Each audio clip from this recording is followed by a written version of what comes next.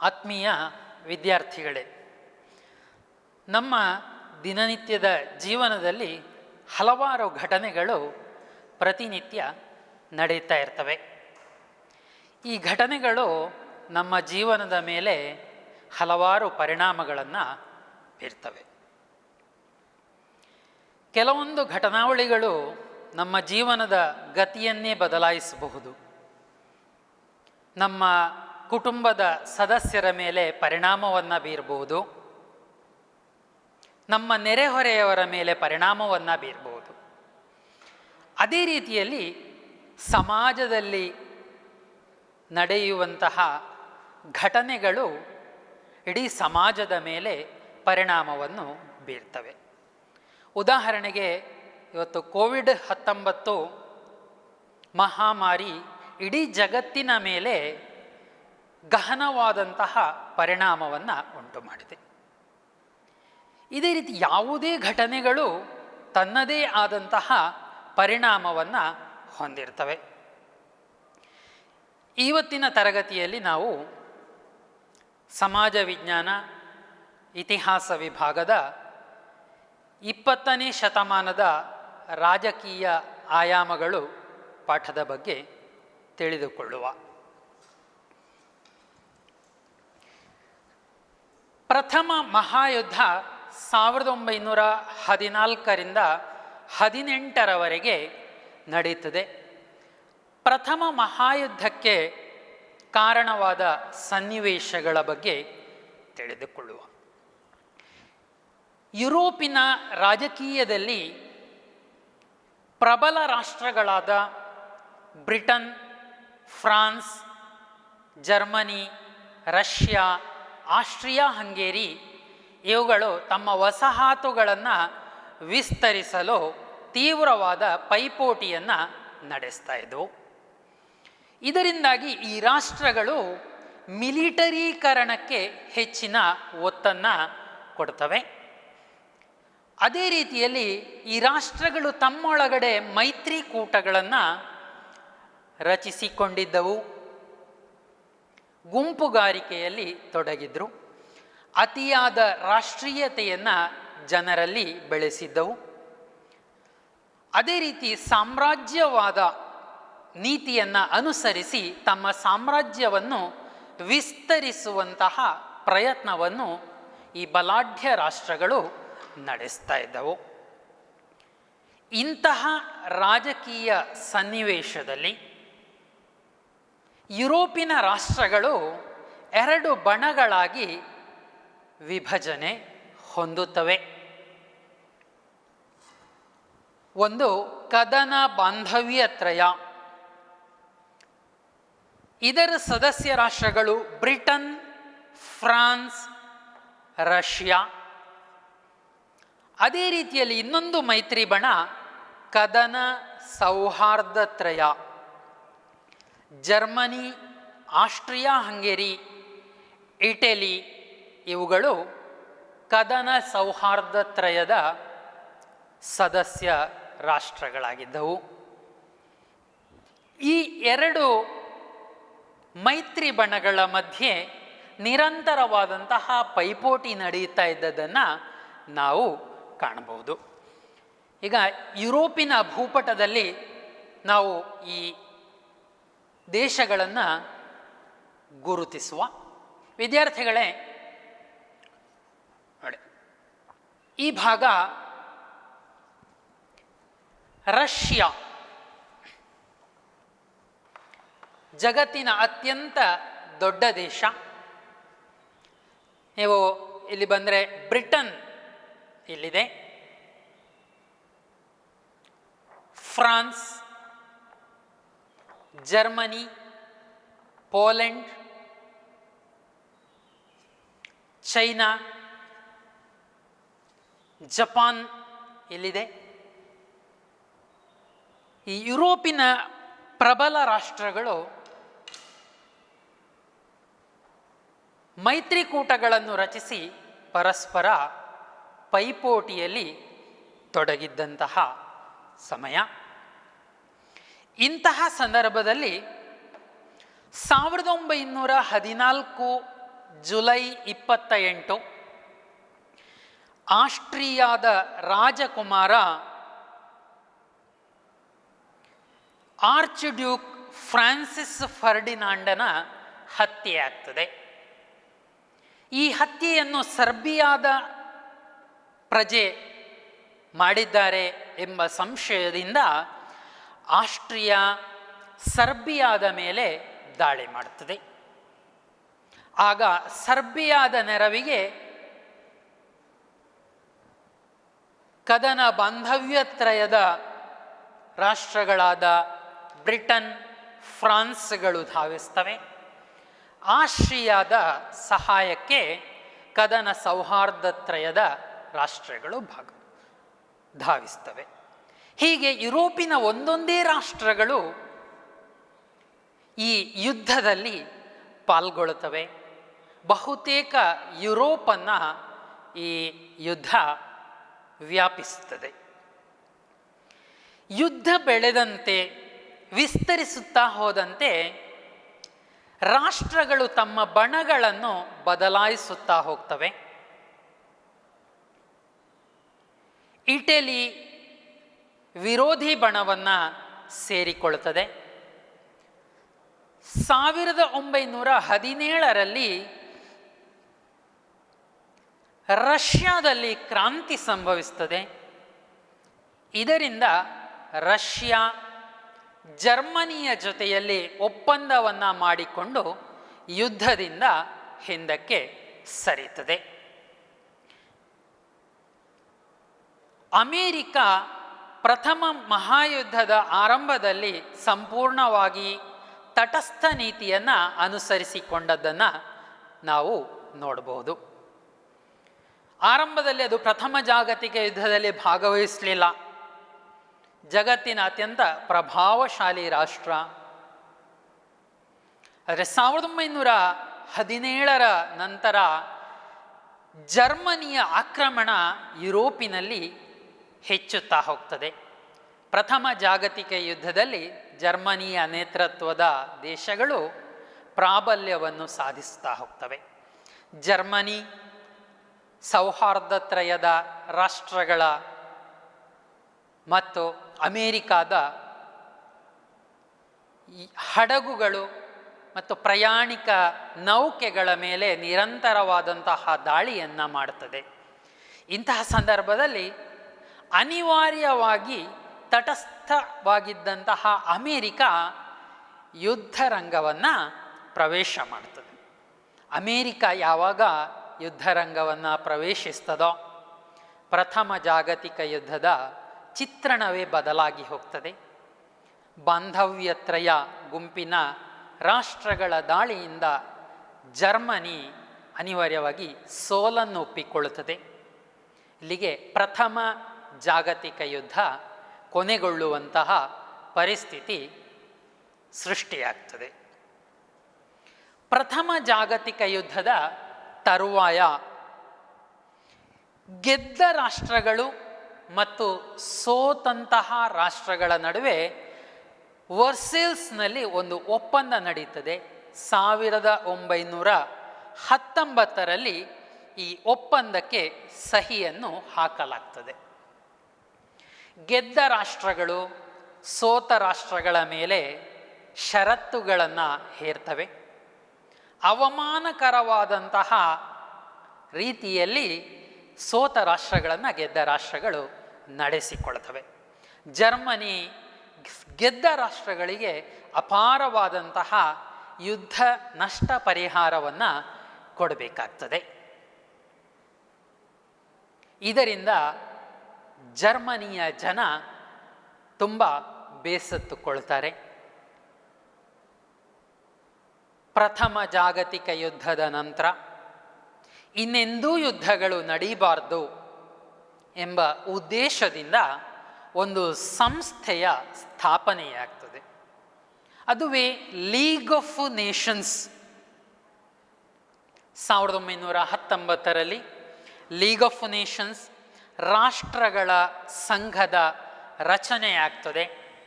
ಜಾಗತಿಕ ಶಾಂತಿ ಸ್ಥಾಪನೆಗಾಗಿ ಇದು ಪ್ರಯತ್ನವನ್ನು ಪಡ್ತದೆ. ಆದರೆ ರಾಷ್ಟ್ರಗಳ ಸಂಘ ಶಾಂತಿ ಸ್ಥಾಪನೆಯ ಪ್ರಯತ್ನಗಳನ್ನು ನಿರಂತರವಾಗಿ ಮಾಡ್ತಾ ಇದ್ದರೂ ಕೂಡ ಅದು ಪೂರ್ಣ ಪ್ರಮಾಣದಲ್ಲಿ ಈ ಕೆಲಸಗಳನ್ನು ನಿರ್ವಹಿಸಲಿಕ್ಕೆ ಸಾಧ್ಯ ಆಗುವುದಿಲ್ಲ. ಪ್ರಥಮ ಜಾಗತಿಕ ಯುದ್ಧದ ಅವಮಾನಕರ ಷರತ್ತುಗಳಿಂದಾಗಿ ಯುರೋಪಿನ ರಾಷ್ಟ್ರಗಳಲ್ಲಿ, ಅದರಲ್ಲೂ ಮುಖ್ಯವಾಗಿ ಜರ್ಮನಿ ಮತ್ತು ಇಟಲಿಗಳಲ್ಲಿ ಪರಿಸ್ಥಿತಿ ತುಂಬ ಶೋಚನೀಯವಾಗ್ತದೆ. ಆ ಪರಿಸ್ಥಿತಿಯಲ್ಲಿ ಸರ್ವಾಧಿಕಾರಿಗಳು ಉದಯಿಸಿ ಬರಲಿಕ್ಕೆ ಅದು ಕಾರಣ ಆಗ್ತದೆ. ಆತ್ಮೀಯ ವಿದ್ಯಾರ್ಥಿಗಳೇ, ಯುದ್ಧಗಳು ಯಾವತ್ತೂ ಒಳ್ಳೆಯ ಪರಿಣಾಮವನ್ನು ಉಂಟು ಮಾಡಲಿಕ್ಕೆ ಸಾಧ್ಯ ಇಲ್ಲ. ಅಪಾರವಾದ ನಾಶ ನಷ್ಟವನ್ನು ಯುದ್ಧಗಳು ಉಂಟು ಮಾಡುತ್ತವೆ. ಪ್ರಥಮ ಜಾಗತಿಕ ಯುದ್ಧದ ಪರಿಣಾಮಗಳನ್ನು ನಾವು ಗಮನಿಸಿದರೆ ಅಂದಾಜು 1 ಕೋಟಿ ಜನ ಈ ಯುದ್ಧದಲ್ಲಿ ಸಾವನ್ನಪ್ತಾರೆ. 2 ಕೋಟಿ ಜನ ಗಾಯಗೊಳ್ಳುತ್ತಾರೆ. 35 ಲಕ್ಷ ಜನ ಶಾಶ್ವತವಾದ ಅಂಗವೈಕಲ್ಯಕ್ಕೆ ತುತ್ತಾಗ್ತಾರೆ. ಈ ಹಿಂದೆ ನಡೆದ ಯಾವ ಯುದ್ಧದಲ್ಲಿಯೂ ಕೂಡ ಇಷ್ಟೊಂದು ಪ್ರಮಾಣದ ನಾಶ ನಷ್ಟಗಳು ಸಂಭವಿಸಿದ್ದನ್ನು ನಾವು ನೋಡೋದಿಲ್ಲ. ಪ್ರಥಮ ಜಾಗತಿಕ ಯುದ್ಧದಲ್ಲಿ ಆಧುನಿಕವಾದಂತಹ ತಂತ್ರಜ್ಞಾನದ ಬಳಕೆಯಾಗ್ತದೆ. ಕೈಗಾರಿಕಾ ಕ್ರಾಂತಿ ಮತ್ತು ವೈಜ್ಞಾನಿಕ ಶೋಧನೆಗಳ ಪರಿಣಾಮವಾಗಿ ಮಾರಕವಾದ ಅಸ್ತ್ರಗಳ ಬಳಕೆಯಾಗ್ತದೆ, ವಿಮಾನಗಳ ಬಳಕೆಯಾಗ್ತದೆ. ಇದರಿಂದ ಪರಿಣಾಮ ಅತ್ಯಂತ ಘೋರವಾಗಿದ್ದದ್ದನ್ನು ನಾವು ಕಾಣ್ತೇವೆ. ಯುದ್ಧಗಳು ಯಾವತ್ತೂ ಮಾನವನ ಕಲ್ಯಾಣವನ್ನು ಸಾಧಿಸಲು ಸಾಧ್ಯವಿಲ್ಲ. ಯುದ್ಧಗಳು ಯಾವತ್ತೂ ವಿನಾಶವನ್ನೇ ತಂದೊಡ್ತವೆ. ಅಪಾರ ಜೀವಹಾನಿ, ಆಸ್ತಿ ಹಾನಿಗಳು ಉಂಟಾದದ್ದನ್ನು ನಾವು ಇಲ್ಲಿ ನೋಡಬಹುದು. ಆತ್ಮೀಯ ವಿದ್ಯಾರ್ಥಿಗಳೇ, ಪ್ರಥಮ ಜಾಗತಿಕ ಯುದ್ಧದ ತರುವಾಯ ಯುರೋಪಿನ ರಾಜಕೀಯ ಘಟನೆಗಳನ್ನು ತಿಳಿದುಕೊಳ್ಳುವಂತಹ ಪ್ರಯತ್ನವನ್ನು ನಾವು ಮಾಡುವ. 1917ರಲ್ಲಿ ರಷ್ಯಾ ಕ್ರಾಂತಿ 20ನೇ ಶತಮಾನದಲ್ಲಿ ನಡೆದಂತಹ ಒಂದು ಪ್ರಮುಖ ಘಟನಾವಳಿಯಾಗಿದೆ. ರಷ್ಯಾ ಜಗತ್ತಿನ ಅತಿ ದೊಡ್ಡದಾದಂತಹ ದೇಶ.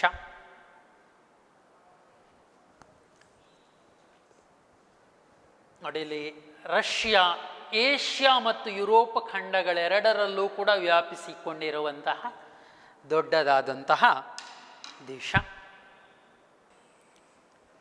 ರಷ್ಯಾದ ಕ್ರಾಂತಿ 1917ರಲ್ಲಿ ನಡೀತದೆ. ರಷ್ಯಾವನ್ನು ಝಾರ್ ದೊರೆಗಳು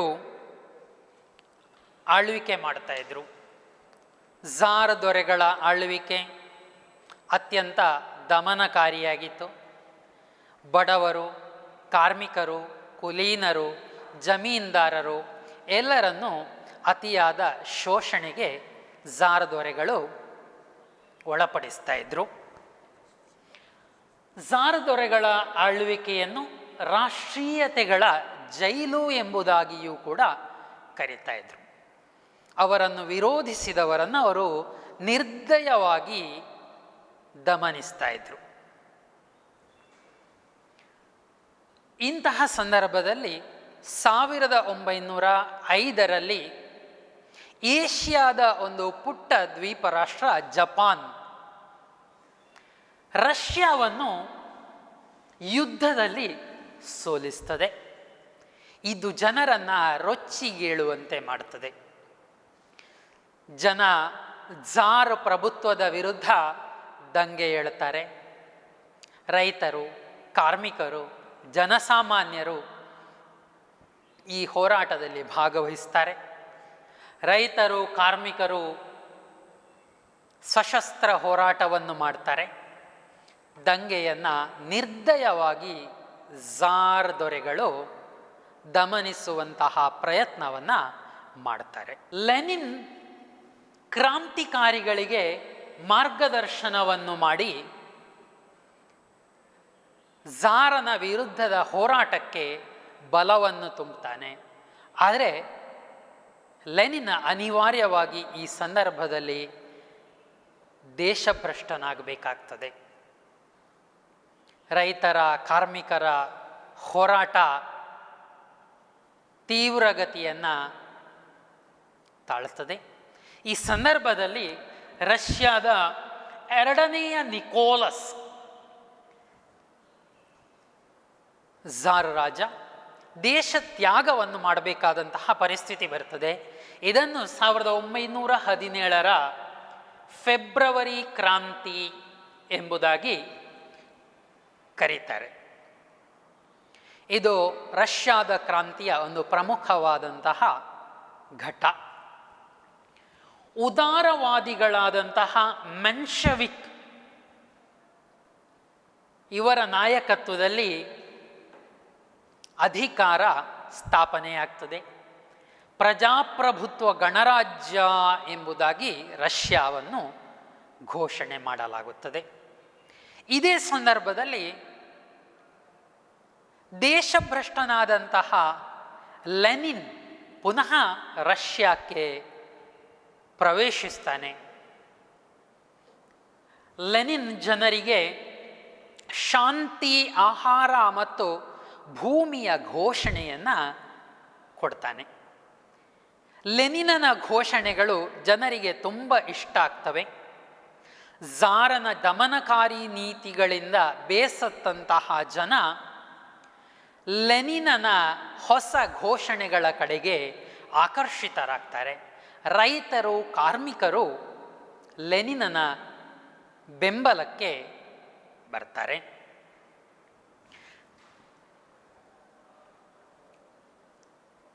ಬೋಲ್ಶವಿಕರ ನೇತೃತ್ವದಲ್ಲಿ 1917ರಲ್ಲಿ ರಷ್ಯಾದಲ್ಲಿ ಇನ್ನೊಂದು ಕ್ರಾಂತಿ ಆಗ್ತದೆ.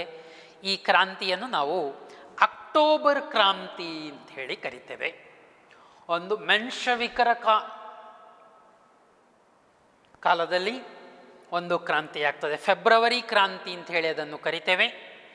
ಅದೇ ರೀತಿಯಲ್ಲಿ ಬೋಲ್ಶವಿಕರ ನಾಯಕತ್ವದಲ್ಲಿ ಒಂದು ಕ್ರಾಂತಿ ಆಗ್ತದೆ. ಲೆನಿನನ ಮಾರ್ಗದರ್ಶನದಲ್ಲಿ ಈ ಕ್ರಾಂತಿ ಮುಂದುವರಿಯುತ್ತದೆ.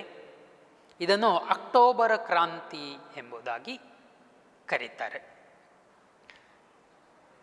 ಲೆನಿನ್ ರಷ್ಯಾವನ್ನು ಸಮಾಜವಾದಿ ಗಣರಾಜ್ಯವಾಗಿ ಘೋಷಣೆ ಮಾಡ್ತಾನೆ.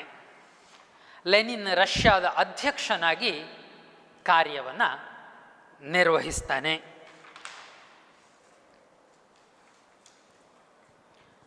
ಈಗ ಲೆನಿನನ ಅಧಿಕಾರಾವಧಿಯಲ್ಲಿ ಸಾಧಿಸಿದ ಅಂಶಗಳ ಬಗ್ಗೆ ತಿಳಿದುಕೊಳ್ಳುವಂತಹ ಪ್ರಯತ್ನವನ್ನು ಮಾಡೋಣ. ಲೆನಿನ್ ಎಲ್ಲ ಭೂಮಿ ರೈತರಿಗೆ ಸೇರಿದ್ದು ಅಂಥೇಳಿ ಘೋಷಿಸ್ತಾನೆ. ಇದು ರೈತರಿಗೆ ತುಂಬ ಪ್ರಿಯವಾಗ್ತದೆ. ಎಲ್ಲ ರೈತರು ಅವನಿಗೆ ಬೆಂಬಲವನ್ನು ಕೊಡ್ತಾರೆ. ಅದೇ ರೀತಿಯಲ್ಲಿ ರಷ್ಯನ್ನರಿಗೆ ಉಚಿತ ಶಿಕ್ಷಣ, ಕ್ರೀಡೆ, ಆರೋಗ್ಯ, ವಸತಿ ಸೌಲಭ್ಯಗಳನ್ನು ಒದಗಿಸುವುದಾಗಿ ಲೆನಿನ್ ತಿಳಿಸ್ತಾನೆ.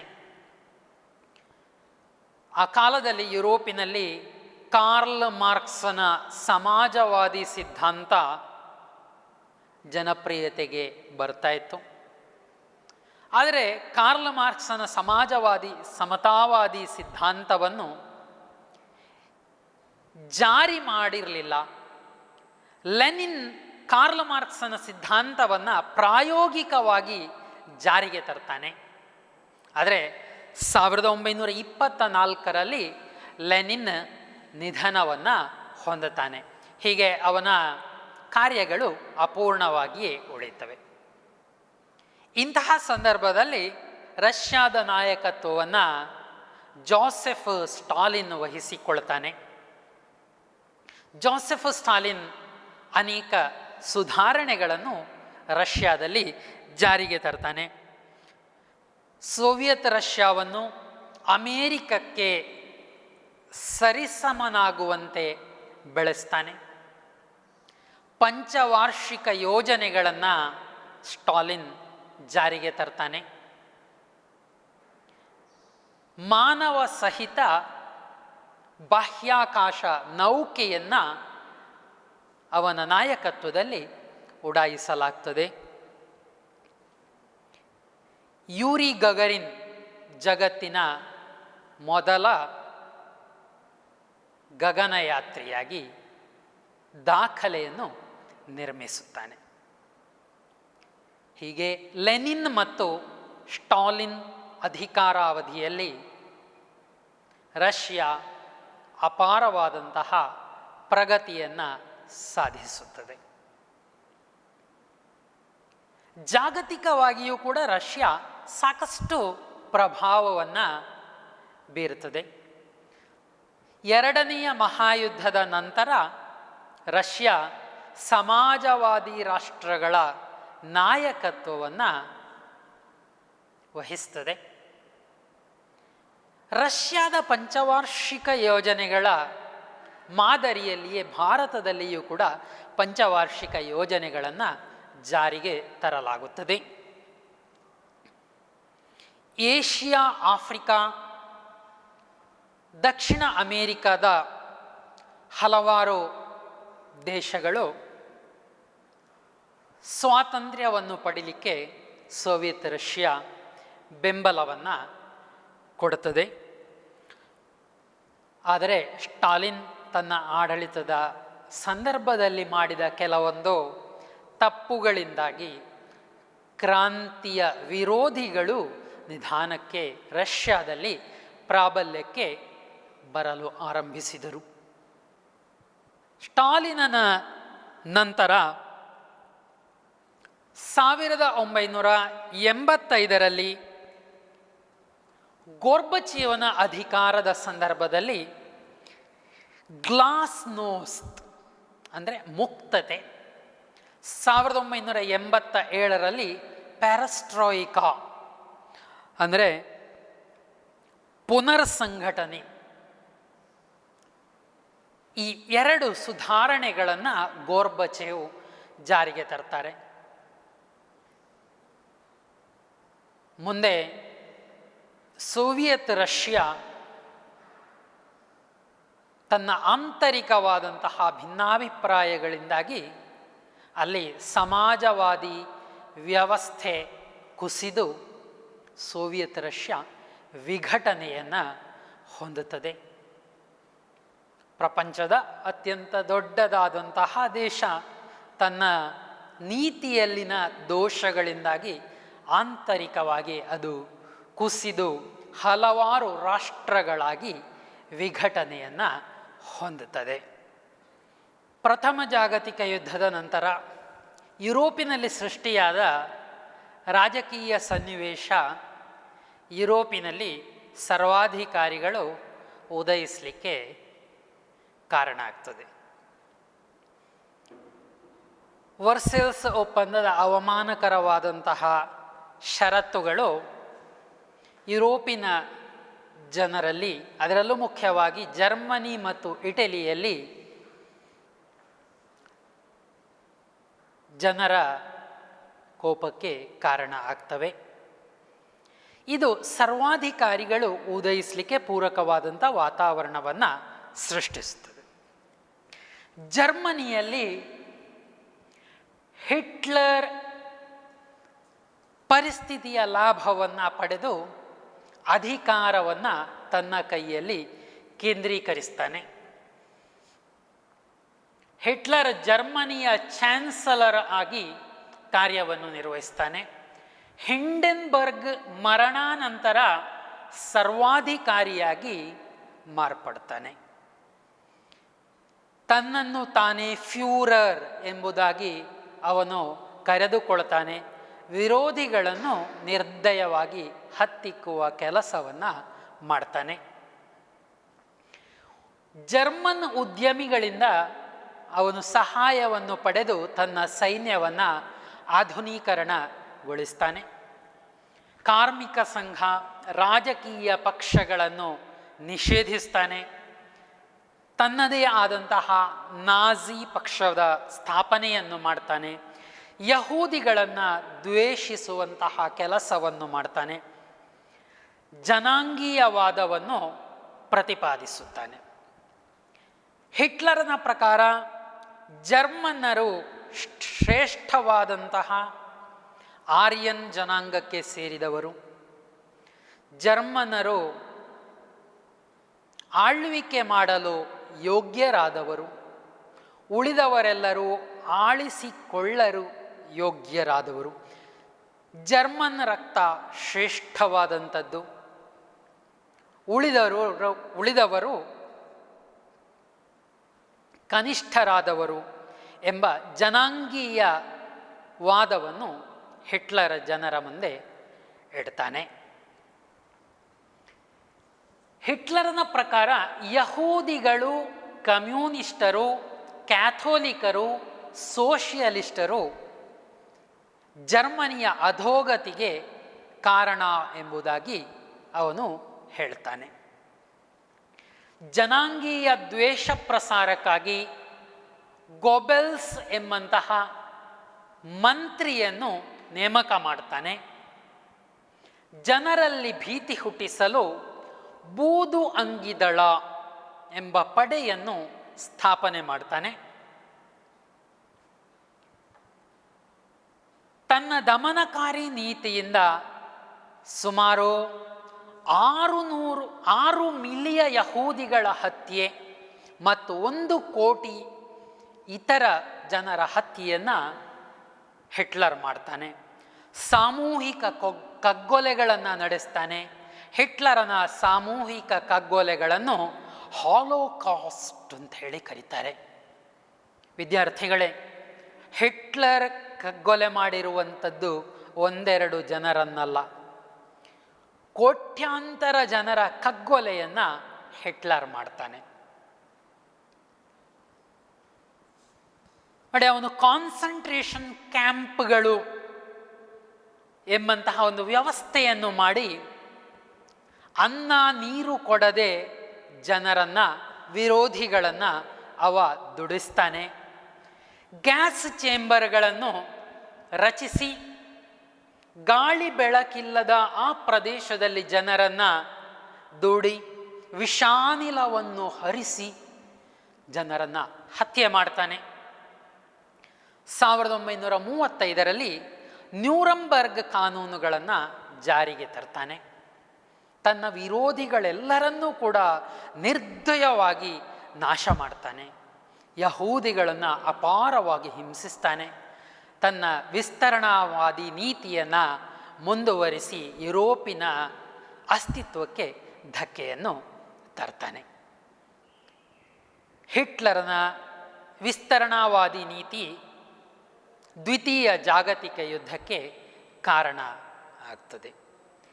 ಅದೇ ರೀತಿ ಇಟಲಿಯಲ್ಲಿ ಇನ್ನೊಬ್ಬ ಸರ್ವಾಧಿಕಾರಿ ಮುಸ್ಸೋಲಿನಿ ಪ್ರವರ್ಧಮಾನಕ್ಕೆ ಬರ್ತಾನೆ. ಅವನು ಕೂಡ ತನ್ನ ವಿರೋಧಿಗಳನ್ನು ನಿರ್ದಯವಾಗಿ ದಮನಿಸ್ತಾನೆ. ರಾಜಕೀಯ ಪಕ್ಷಗಳು, ಕಾರ್ಮಿಕ ಸಂಘಗಳನ್ನು ನಿಷೇಧಿಸ್ತಾನೆ.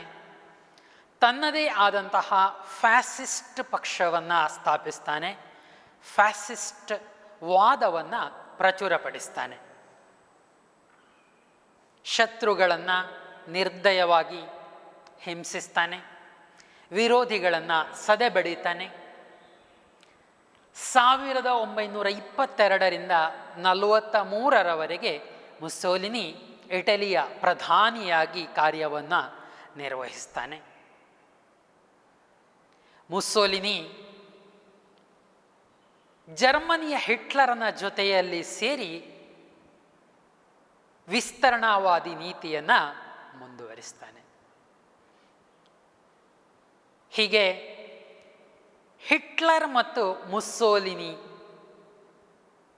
ಪ್ರಥಮ ಜಾಗತಿಕ ಯುದ್ಧದ ನಂತರ ಯುರೋಪಿನಲ್ಲಿ ಪ್ರವರ್ಧಮಾನಕ್ಕೆ ಬಂದು ಯುರೋಪಿನ ನೆಮ್ಮದಿಯನ್ನು ಕೆಡಿಸುವಂತಹ ಪ್ರಯತ್ನವನ್ನು ಮಾಡ್ತಾರೆ. ಇವರ ವಿಸ್ತರಣಾವಾದಿ ನೀತಿ ದ್ವಿತೀಯ ಜಾಗತಿಕ ಯುದ್ಧಕ್ಕೆ ಕಾರಣ ಆಗ್ತದೆ. ಮುಂದಿನ ಘಟನಾವಳಿಗಳನ್ನು ನಾವು ನಂತರದ ತರಗತಿಯಲ್ಲಿ ವಿವರವಾಗಿ ತಿಳಿದುಕೊಳ್ಳಲಿದ್ದೇವೆ. ಆತ್ಮೀಯ ವಿದ್ಯಾರ್ಥಿಗಳೇ, ಇವತ್ತಿನ ತರಗತಿಯಲ್ಲಿ ನಾವು ಪ್ರಥಮ ಜಾಗತಿಕ ಯುದ್ಧ, ರಷ್ಯಾದ ಕ್ರಾಂತಿ, ಸರ್ವಾಧಿಕಾರಿಗಳ ಬೆಳವಣಿಗೆ, ಹಿಟ್ಲರ್ ಮತ್ತು ಮುಸ್ಸೋಲಿನಿಯವರ ವಿಸ್ತರಣಾವಾದ, ಇಷ್ಟು ವಿಚಾರಗಳನ್ನು ತಿಳಿದುಕೊಂಡಿದ್ದೇವೆ. ಈಗ ಒಂದೆರಡು ಗೃಹ ಕಾರ್ಯಗಳನ್ನು ಬರೆದುಕೊಳ್ಳಿ. ಪ್ರಥಮ ಜಾಗತಿಕ ಯುದ್ಧಕ್ಕೆ ಕಾರಣವೇನು? ಪ್ರಥಮ ಜಾಗತಿಕ ಯುದ್ಧಕ್ಕೆ ಕಾರಣವೇನು? ಎರಡನೇ ಗೃಹ ಕಾರ್ಯ, ಜೋಸೆಫ್ ಸ್ಟಾಲಿನನ ಸಾಧನೆಗಳೇನು?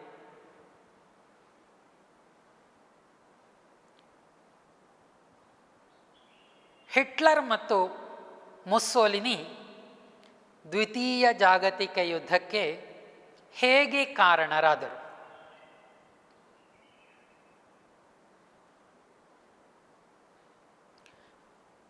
ಇಷ್ಟು ಗೃಹ ಕಾರ್ಯಗಳನ್ನು ನೀವು ಮಾಡಬೇಕಾಗಿದೆ. ಇನ್ನು ಈ ಪಾಠಕ್ಕೆ ಸಂಬಂಧಿಸಿದ ಉಳಿದ ವಿಚಾರಗಳನ್ನು ಮುಂದಿನ ತರಗತಿಯಲ್ಲಿ ನಾನು ತಿಳಿಸಿಕೊಡಲಿದ್ದೇನೆ.